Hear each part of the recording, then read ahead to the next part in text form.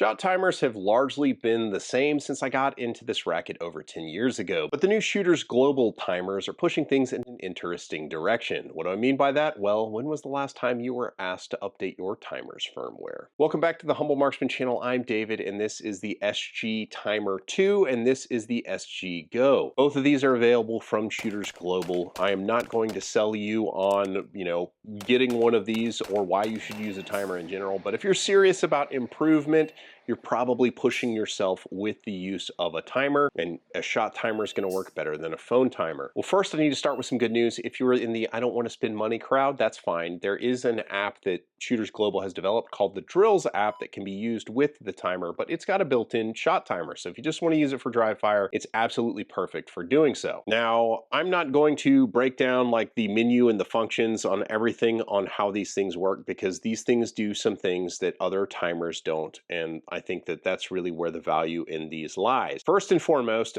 you may have heard other people talk about the old SG timer. This is the old one, this is the new one, and the way you can tell them apart, the most obvious way is the new one has this little divot at the back there that has a male-female relationship with the magnetic base, which is super convenient to rip off your belt, whereas the old one doesn't have that, so they just kind of pops off. The other big criticism of the old one is that the speaker was kind of sandwiched between the mag base and the timer, so it was kind of muffled when it came out if you had it mounted on the base. They moved the speaker location on the new one and they made it louder, so this is the loudest timer that I have ever had the pleasure of using. You can hear it in the next bay like it's in your bay. It's really loud. Stand by.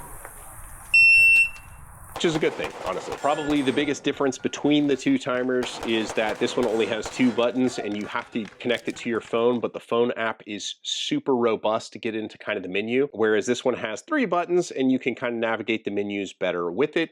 But really, if you're somebody who uses a smartwatch, then you're going to get more value out of these than anybody else. The Drills app will work on your watch, which will connect your watch to the timer. So rather than like getting the timer off and digging through it in times, you can just use your smartwatch and figure out all the times on the timer, review your times, change the settings for like the sensitivity and the beep sound, everything you can do through your watch, which when you're practicing by yourself is super useful. So if you're a smartwatch user, one of these timers would make your life much better when you're training on the range by yourself. Next big thing, and this is actually really cool, is both of these timers has what's known as spy mode, where you enable the timer to listen to another timer's beat. So you set it up in spy mode, and then through the app, you fire up the camera, click start, and it will start listening for another timer to go off. Once the timer hears the beep, it will then record all of the shot times, and within the Shooters Global app, it will actually put on the video you're recording all of your split times, so you can study your match footage in a way that is not easy to do short of advanced editing software. It puts all the telemetry right on the footage itself, which is really cool. Kind of just got carried away because this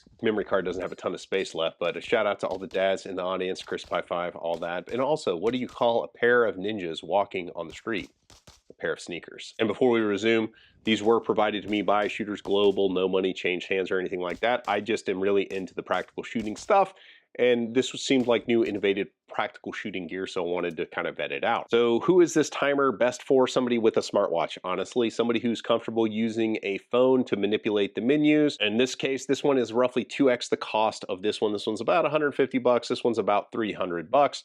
But I can say that I absolutely prefer the SG Timer 2 to the Go. Now there is one caveat there. This beep is so loud that even when you put the beep on the 5% sound thing, it's still really loud and gonna piss off everybody in your house. But one thing that this thing does, and I thought this was a stupid feature, who would want it, and then I realized that's me. I'm the stupid person who wants it. Within the app, if you're using a timer to track all your rounds in practice, it will update a training log that tells you how many shots it registered. That sounds like a stupid feature, but when you are an open shooter like I am and you meticulously track your spring lives and things like that, this makes it a lot easier to do it because you can see when you go practice and you can see how many rounds you've shot, and so it makes it very easy to stay on top of gun maintenance. And there is a ton of other stuff that the app does. It's honestly overwhelming. There's like a stage builder.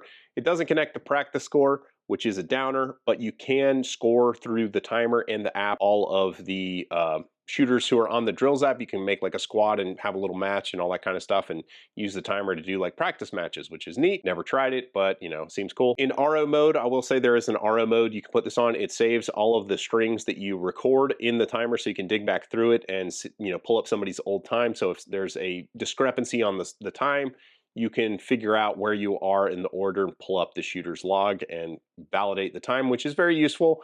But there are about 3 clicks when the shooter is done shooting. In RO mode, there will be a back, arrow up to it where you go back, and then you'll have like a continue, and it'll start the next shooter, and then it'll say start again. So it's not as straightforward as the other timers where you just pick it up and every time you hit the button, it goes again. You gotta get back to that start screen. So that's the one sort of caveat about it. More than anything, I'm excited about what this kind of advance in technology, this is getting us one step closer to live scoring and live filming of practical shooting matches, which is really cool. We're not there yet, but I mean, using the tech that this timer has developed, I feel like we can move the ball in that direction. So eventually practical shooting can be a spectator sport where it's absolutely not at all right now.